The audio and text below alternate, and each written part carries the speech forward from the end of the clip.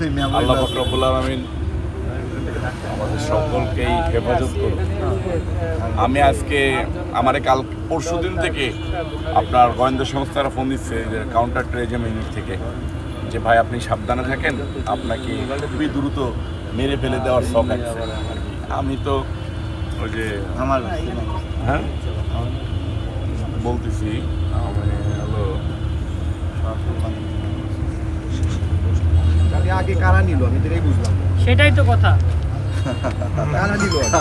আমার শাহাবুদ্দিন ভাই, Shahabuddin counter টেরোরিজমের joint commissioner, যে ভাই উনি বলতেছে যে অনেক কথা ফোনে বলতে পারতেছি না, আপনি আসেন আপনার সাথে বসে কথা বলি। তা আমার তো আসলে পার্টির থেকে কোনো নির্দেশনা নাই যে কোনো স্টেশনে যাবো, যাবো, আমি কোথাও যাই না আর কি, পার্টির সাথে যোগাযোগ করতে পারে নাই, যে কারণে যাইও নাই।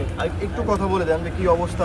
অনেক কথা বলতে পারে তারা, কিন্তু রাজপথে তাদেরকে দেখা যায় না। আপনি মানুষকে জ্ঞান দিতে পারেন, কিন্তু আপনি কিন্তু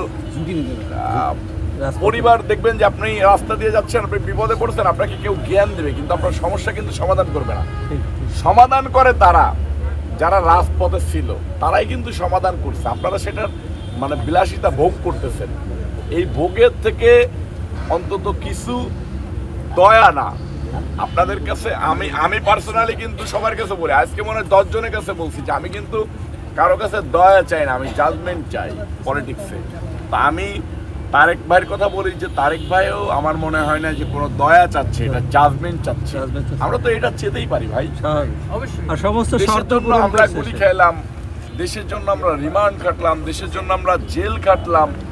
আজকে এই জুলাই আগস্টের আন্দোলনের পরে স্বৈরাচার বিদায় হওয়ার পরে আমাদেরকে এখানে 102 ঘন্টা অনশন করতে হবে। এটা অত্যন্ত দুঃখজনক, এটা জাতির জন্য লজ্জা, এটা জুলাই যোদ্ধাদের জন্য লজ্জা, এটা 17 বছর যাবৎ যারা হাসিনার বিরুদ্ধে লড়াই সংগ্রাম করেছে এদের জন্য লজ্জা।